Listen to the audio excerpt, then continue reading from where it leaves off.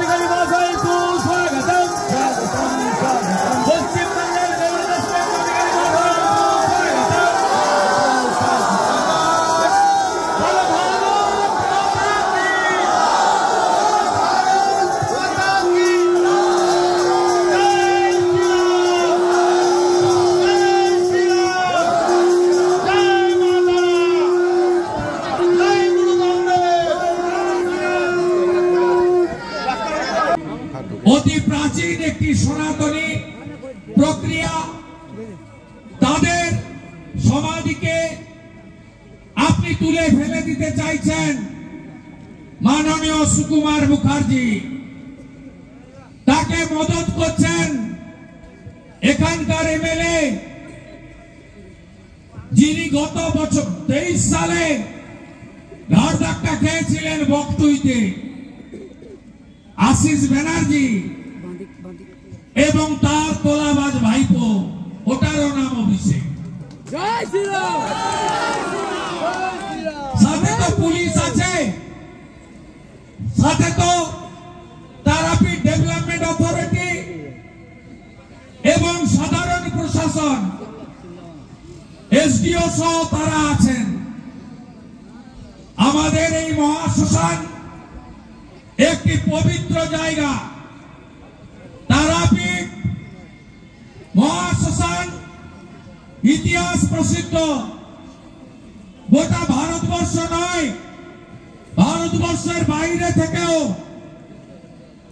হিন্দু সমাজ কলকাতা এলেই তাদের যেমন কালীঘাট দক্ষিণেশ্বরে যাওয়ার ইচ্ছা থাকে, ঠিক তেমনি তারাপীঠে মায়ের দর্শন, মাকে প্রণাম করা, এই ঐতিহ্যকে শ্রদ্ধার সঙ্গে সম্মান জানানোর কাজ করেন। পশ্চিমবঙ্গের প্রাক্তন রাজ্যপাল, ভারতবর্ষের বর্তমান উপরাষ্ট্রপতি কয়েকদিন আগে জগদীপ ধনখড় জি এসেছিলেন আমাদের গৌড়িয়া মঠে। বাগবাজার নবদ্বীপের যে প্রধান শাখা, সেখানে বৈষ্ণব সমাজের একটি বড় কর্মসূচিতে সেটা অ্যাটেন্ড করার আগে তিনি তারাপীঠে মায়ের দর্শন করে, পুজো দান করে, প্রণাম করে গেছেন। কেন ওই জায়গাটাকে আপনারা পুঁতিগন্ধময় নোংরা করছেন? করে তো ইতিমধ্যে দিয়েছেন। শ্মশানের অস্তিত্ব বিপন্ন, দোকান বসাচ্ছেন, নদীর সংস্কার নেই, আবর্জনা ভর্তি। আমরা উত্তরপ্রদেশে গেছিলাম, সেখানে প্রয়াগরাজে মহাকুম্ভের পুণ্য স্নান। কে কে গেছিলেন? এখানে কে কে গেছিলেন? আমরা ডুব দিয়ে এলাম।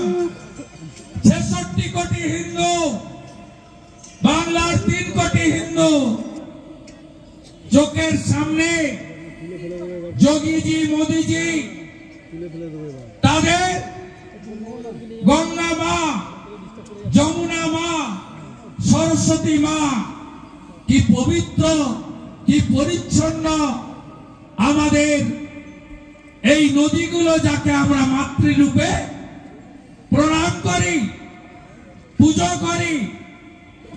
সেই অমৃত জল মাথায় দিয়ে আমরা নিজেদেরকে ধন্য বলে মনে করি। চোখের সামনে ত্রিবেণী সঙ্গম, সেখানে মা গঙ্গা, মা যমুনা, মা সরস্বতী, 3টে আলাদা রং একসঙ্গে মিলছে, কিন্তু তাদের সত্তা অস্তিত্ব চোখের সামনে দেখা যাচ্ছে। আর মাননীয় মমতা ব্যানার্জি একটা নদীও বর্ধমানে, বীরভূমে, বাঁকুড়াতে অস্তিত্ব রাখেননি। বালি তুলতে তুলতে সব নদীকে ধ্বংস করেছেন। কোন নদীর অস্তিত্ব নেই। প্রকৃতি মায়ের উপরে অত্যাচার চোখে দেখার মতো নয়। একইভাবে তারাপীঠ মহাশ্মশান, তার সংলগ্ন যে মহানদী দ্বারকা নদী, তার পরিচ্ছন্নতা হয় না। সরকারের কোনো উদ্যোগ নেই। উদ্যোগ থাকবে কোথা থেকে? এখানে যে সরকার আছে সেই সরকারটা হচ্ছে মুসলিম লীগ 2 তোষণের সরকার। এই সরকারের কাজ হচ্ছে হিন্দুদের উপরে আক্রমণ করা। বড় বড় কথা। 22 জানুয়ারি 2024 492 বছর পরে যেদিন রাম মন্দিরের উদ্বোধন হলো, সরকারি টাকায় নয়, সব হিন্দুর নিধিতে। আর দীঘার ওই জগন্নাথ মন্দির বলে যেটা চালাচ্ছেন জালি হিন্দু মমতা ব্যানার্জি, ওটা জগন্নাথ মন্দির নয়। হিটকোতে টেন্ডার আর 200 কোটি টাকা বরাদ্দ, সরকারি টাকা। এক সরকারি টাকায় মন্দির হয় না। হিন্দুরা অত অভাবী বা গরিব হয়ে যায়নি। আমাদের কোন মন্দির সরকারি টাকায় হয় না, রাম মন্দিরও হয়নি। লেগেছে 2200 কোটি, আমরা দিয়ে দিয়েছি 3500 কোটি। ওটা পৃথিবীর হিন্দুরা, ওটা শ্রী শ্রী জগন্নাথ ধাম কালচারাল সেন্টার। কাগজে লিখে রেখেছেন, টেন্ডারে লিখে রেখেছেন কালচারাল সেন্টার। আর হিন্দুরা এক হচ্ছে, হিন্দুরা মোদিজির পিছনে দাঁড়াচ্ছে, হিন্দুরা যোগীজির মতো, উত্তরপ্রদেশের মতো সুশাসন সুরক্ষা চাইছে। আর আপনি জগন্নাথ ধাম কালচারাল সেন্টারকে জগন্নাথ ধাম মন্দির বলছেন। আপনারা ওই দিন টিভির পর্দায় লক্ষ্য রাখবেন, অর্ধেক যদি মমতা ব্যানার্জি থাকে, অর্ধেক বিরোধী দলনেতা শুভেন্দু অধিকারীও থাকে। ওই দিন বিরাট হিন্দু সম্মেলন হবে, 1 লাখ হিন্দুকে নিয়ে এই জালি হিন্দুর কীর্তি ফাঁস করব। 22 জানুয়ারি 492 বছর পরে রাম মন্দিরের উদ্বোধন হচ্ছে, আর আপনি ফারসার কাছে মিছিল করছেন, সম্প্রীতির মিছিল। মহাকুম্ভের অমৃত স্নান, এক হয়েছে হিন্দুস্তান। 66 কোটি হিন্দু স্নান করছে, আর বিধানসভায় দাঁড়িয়ে বলছে ওটা মহাকুম্ভ নয়, মৃত্যু কুম্ভ। এরপরেও বরদাস্ত করবেন? 500,000-এ বিক্রি হবেন? পুলিশের ভয়ে মাথা নত করবেন? জিহাদিদের আক্রমণের ভয় সারেন্ডার করবেন? হাতের বাইরে তো চলে গেছে বন্ধু নানুর, হাতের বাইরে তো চলে গেছে লাভপুর, হাতের বাইরে তো মুরার ওই হাসান লাঠি, হাতের বাইরে চলে গেছে বীরভূম। মা তারাপীঠের মা, শান্তিনিকেতন, জয়দেবের মেলা, বাউলে প্রসিদ্ধ জনজাতি জঙ্গলমহল, অপরূপ বীরভূম আজকে তো নেই। সব নদীর বালি ফাঁকা করে দিল ওরা, কয়লার অস্তিত্ব নেই, পাথরের কারবার চলছে। এদিকে ইসলাম, ওদিকে টুলু, নতুন বোতল পুরনো মদ, চলছে চলবে। 100 টাকা উঠবে, 75 টাকা ভাইপোর কাছে যাবে। একমাত্র ওষুধ নন্দীগ্রামে দিয়েছি হারিয়ে, আর একটা বড় ওষুধ দিতে হবে আপনাদের প্রাক্তন মুখ্যমন্ত্রী মমতা ব্যানার্জি করে হারাতে হবে সব জায়গায়। এই শ্মশান বৈষ্ণবদের সমাধিস্থল বাঁচানোর লড়াই চলবে চলবে। ন্যাশনাল গ্রিন ট্রাইব্যুনাল তার নির্দেশ অমান্য করছে, বড় আইনি লড়াই হবে। কন্টেম্প করব আমরা তারাপীঠ ডেভেলপমেন্ট অথরিটিকে, তার চেয়ারম্যান আশিস ব্যানার্জিকে, ভাইস চেয়ারম্যান সুকুমার ব্যানার্জিকে, মুখার্জিকে, তার সিও এসডিও রামপুরহাটকে। এদের প্রত্যেকের বিরুদ্ধে এনজিটিতে কোর্ট কন্টেম্প। আমরা এখানকার বৈষ্ণব সমাজ, যার নাম একটু আগে বলছিল উপেন বাবু, এরা লড়বে বৈষ্ণব সমাজকে ঐক্যবদ্ধ আমরা করব।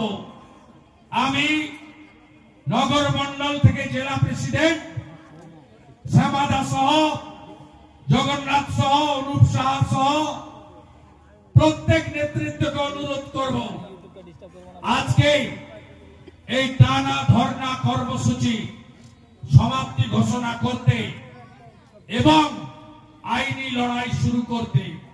6 এপ্রিল মহারামনবমী আছে, তার প্রস্তুতি নেবেন। বাসন্তী পুজো রামনবমী শেষ হলে গোটা রাজ্যের বৈষ্ণব সমাজকে নিয়ে আমরা তারাপীঠ মহাশ্মশান অভিযান কর্মসূচির ডাক দেব। প্রয়োজন হলে পার্টির পতাকা দূরে সরিয়ে রেখে সনাতনীদের নিয়ে মৃদঙ্গ খঞ্জনি শঙ্খ বাদন করে আমরা আমাদের শ্রী চৈতন্য দেব, শ্রীলা প্রভুপদ, শ্রী ব্যাসদেব গোস্বামী সহ আমাদের বৈষ্ণব ধারা পশ্চিমবঙ্গের তারাপীঠের মাটিতে আমরা নিশ্চিহ্ন করতে মমতা ব্যানার্জির প্রশাসন, তৃণমূলের নেতাদের পরিষ্কার ভাবে দেব না। আমাকে সুকুমার বাবুর ইতিহাস দিয়েছেন ধ্রুব সাহা। আমি নিলে কি হয় জানেন? ভাবছেন অনুব্রত তো বাইরে, অনেক দিন ছিল, আবার যান। করাপশনের মামলায় সর্বোচ্চ সাজা হয় 6 বছর, প্রায় 2 বছরের কাছাকাছি জেল কেটেছে। সাময়িক বিরতি, আরো 4 বছর বাকি আছে। অ্যাকাউন্ট গুলো ফ্রিজ, সম্পত্তি গুলো বাজেয়াপ্ত। সবে সাইগলে 105 কোটি টাকার প্রপার্টি অকশনে দিয়েছে এনফোর্সমেন্ট ডাইরেক্টরেট। অনুব্রত প্রিয়, এদের সম্পত্তিও পিএমএল আইনের ধারা অনুযায়ী নিলামে চড়বে। শাহজাহানের নাম শুনেছেন? 3টে গাড়ি সবে অকশন হয়েছে, বাড়িও অকশন হবে। চিন্তা করবেন না, ভারতবর্ষের পিএমএলএ আইন এত কঠিন, এত কঠোর, একটা সময় দেখবেন আবার মাছ বিক্রি করে সংসার চালাতে হবে। ইডি তো সব নিয়ে নিয়েছে, মমতা তো নেই, ভাইপো তো জেলে, খাবো কি? অপেক্ষা করুন। আপনারা কি জানেন মোদিজি লোকসভা ভোটের আগে বলেছিলেন হাজার হাজার কোটি টাকা লুট হয়েছে চিট ফান্ডে, বিশেষ করে রোজ ভ্যালি সহ বড় বড় চিট ফান্ডগুলি, আলকেমি সহ, সারদা সহ।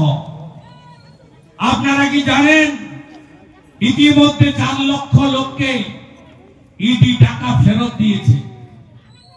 আগামী 6 মাসের মধ্যে আরো 30 লক্ষ ডিপোজিটার টাকা ফেরত পাবে।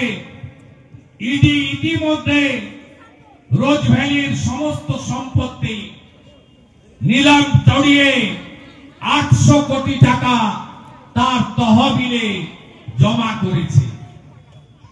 মোদিজি হ্যাঁ তো মুমকিন হ্যাঁ।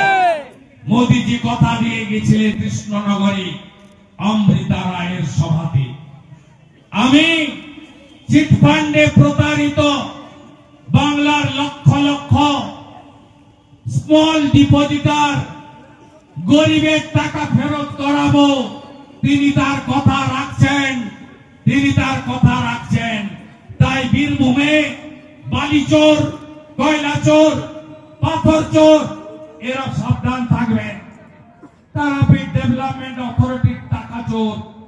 এই রামপুরহাট পৌরসভায় চেয়ারম্যান সোমেন ভগত, আপনার লুটের হিসাব আমাদের কাছে আছে। ভাববেন না যে পালাবেন আপনারা। আমি শুধু একটা কথাই বলবো, হিন্দু আর জনজাতি সবাইকে এক করুন, ঐক্যবদ্ধ করুন। মোহাম্মদ বাজার গিলোটিন কাণ্ড কয়েকটা জেলে আছে, আর এখানকার ওই ভাইপো সহ নলাটির রাজেন্দ্র সিং এবং তার ভাই সহ বাকিদেরও পরিণতি কি হয় শুধু দেখতে থাকুন, দেখতে থাকুন আপনারা। ৮০,০০০ গিলোটিন কাণ্ড কোনোটাই ছাড়বো না, হিসাব হবে, হিসাব আমরা নেব। সবাই শুধু ঐক্যবদ্ধ থাকবেন। আমার আজকের দিনটা মনে পড়ে যাচ্ছে 2022 সালে 21শে মার্চ ভাদু আনারুলের গোলমালে রামপুরহাটের বকটুইতে 7 জন মুসলিম মহিলা, নিরীহ 4 জন শিশুকে পুড়িয়ে মারা হয়েছিল। আজকের দিনে আমরা এই দুঃখজনক মর্মান্তিক ঘটনার নিন্দা করেছিলাম। ওই গ্রামে আমরা ভোট পাই না, ওই গ্রামে আমরা ভোট পাই না, ভোট আমাদের লাগবে না। মমতা ব্যানার্জি আসার আগে আমি পৌঁছেছিলাম ওই গ্রামে 55 জন এমএলএ কে নিয়ে। তারপরে আবার এসেছি 23 নভেম্বরে, আবার এসেছি 2024-এ অমিত শাহজির সভায়, আবার আজকে এলাম এটা নিয়ে চতুর্থবার।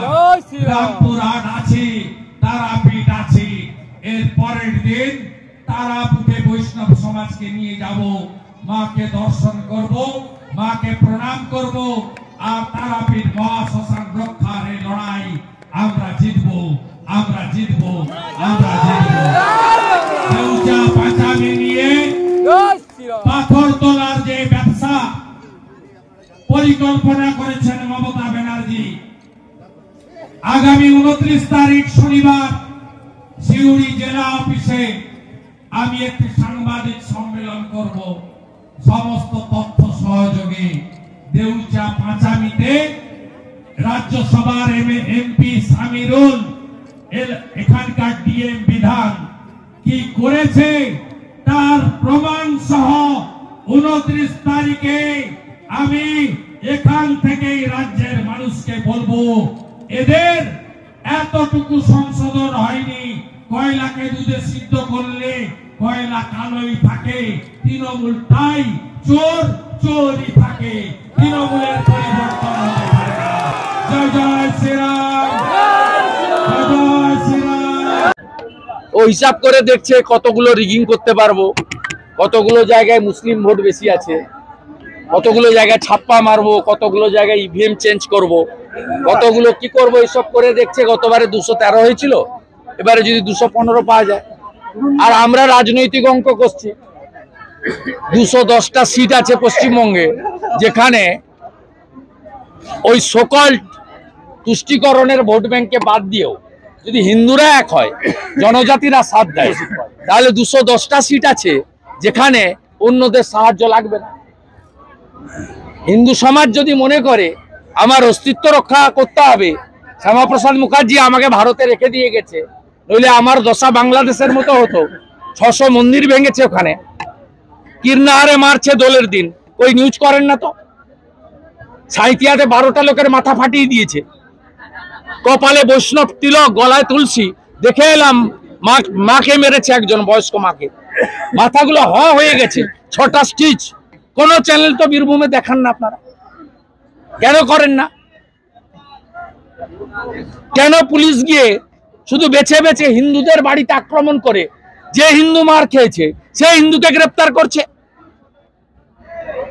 দোল পূর্ণিমা তো আমাদের বছরে একদিন আসে, আনন্দ করতে দেবে না? আর টার্গেট বাগদিপাড়া, বাউরিপাড়া, দোলইপাড়া, তফসিলিরা টার্গেট। বাকি ট্রাইবেল জনজাতিদের সঙ্গে কি করেছেন দেউচা পাচামিতে?